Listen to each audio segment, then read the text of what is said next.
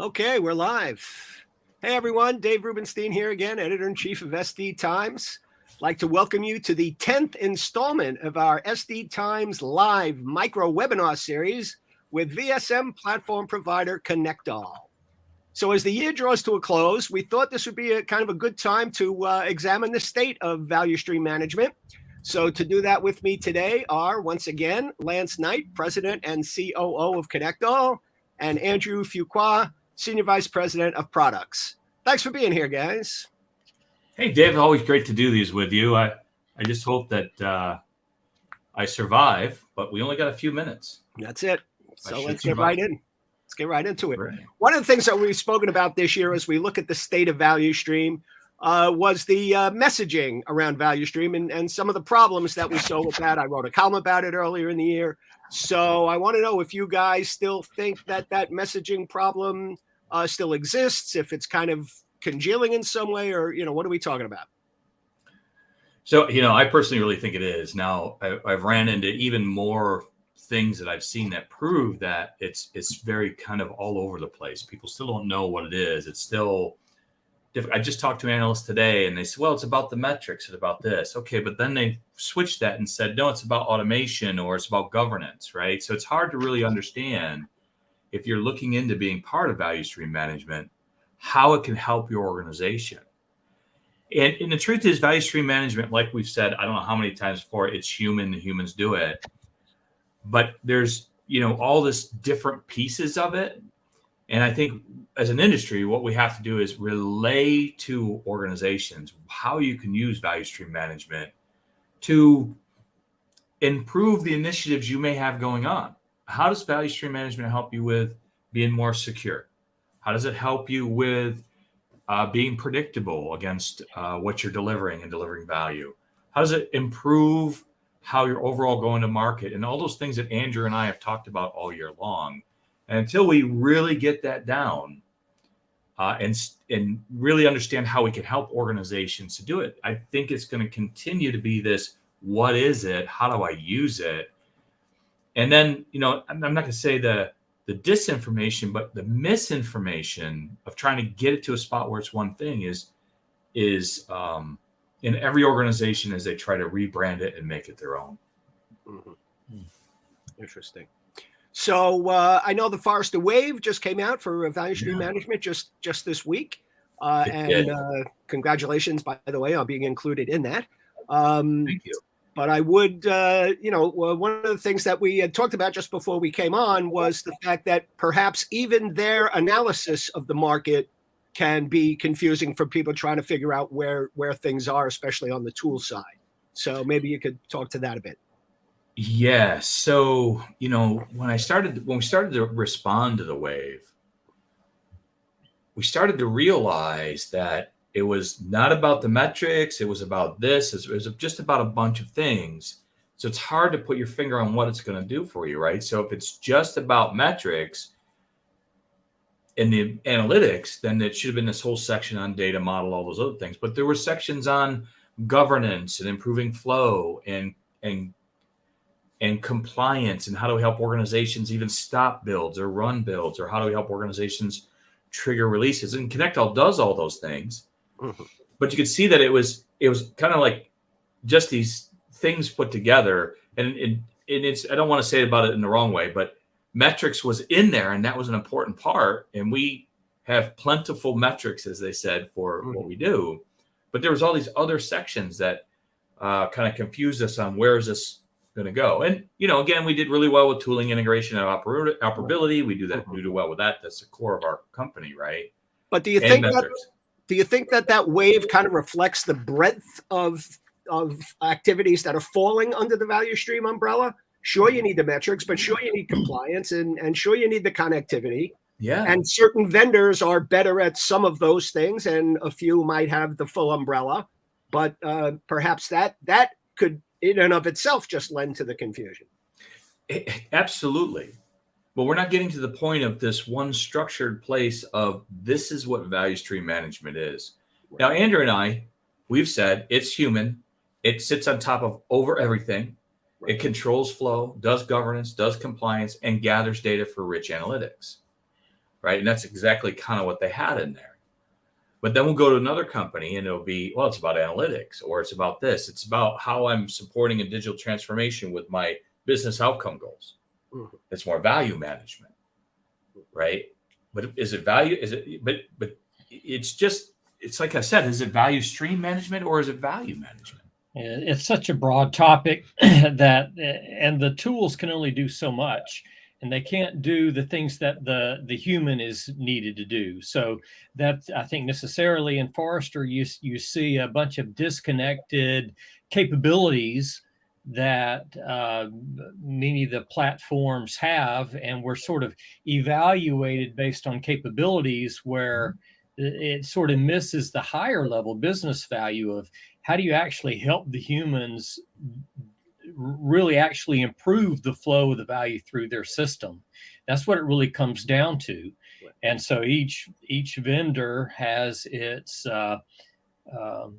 kind of strength, and they talk about value stream management in their particular narrow slice. And you don't see a lot of people talking about how do we help humans really understand lean principles and apply them, and then how does the tool help you do those things? Yeah. And if you look at some of the other companies, they're not talking about finding non-value added, value added activities. They're not talking about automating or Jiteco, or I always mess that word up. They're talking about just the metrics or the analytics or those types of things. So I think going forward, as we're running to the end of this, the future, I think we'll start to see these companies come together better on what it is and allow organizations to understand. And we're going to focus on this at ConnectALL. Allow organizations to understand how value stream management can help within the structure of their predefined initiatives. Mm-hmm. How can I use VSM to be more secure? How can I use VSM to accomplish my agile goals? How can I use VSM to get business outcomes delivered quicker and faster and give unparalleled visibility like before? I think that's where it's going to go, where we finally get to really understand how in an organization you can use the principles and the tools to accomplish your goals and be more efficient. And I think reducing costs is going to be a big thing in the upcoming years. Mm-hmm. Mm-hmm.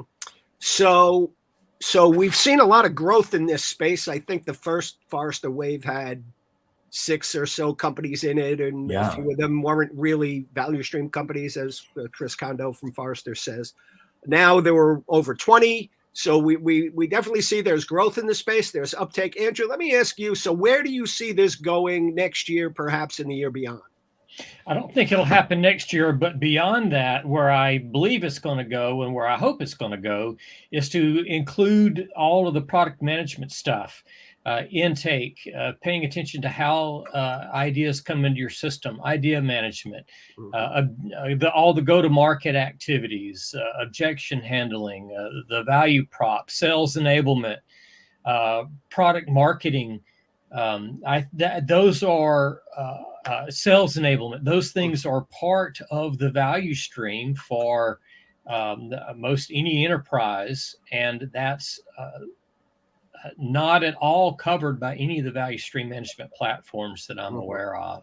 Yeah. But that's it's an adjacent space where there is tooling, where there are things that help with these activities that I believe is the next thing to fold into this value stream management space. Mm-hmm. Great. It's almost like Agile, if you think about it. That started in development shops. Then organizations realized their whole organization needs to be more Agile. Mm-hmm. I think we're seeing a similarity with value stream, which kind of started on the quote unquote shop floor. And now businesses are looking at it from, as you say, right from the get-go of creating an idea till seeing that through to a product. Just seems to be on a parallel course. Exactly. Value stream management, Agile, and Lean are all based on these Lean principles. Mm-hmm. And because it's principle-based, they're applicable to manufacturing, they're applicable to software engineering and IT and HR and finance and all of these processes, business processes. And so it does absolutely make sense to take these learnings as an organization and apply them across from end to end. Mm-hmm. There's no reason to just focus this learning and the organizational improvement in one area. Yeah.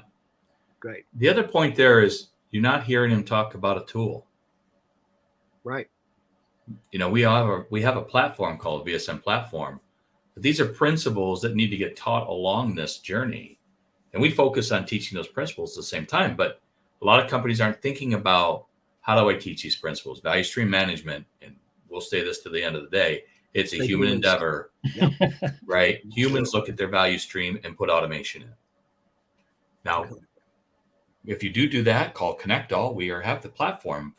But the point is that it's a human endeavor. There's no tool that went out on the shop floor that you set up to say, improve your value stream.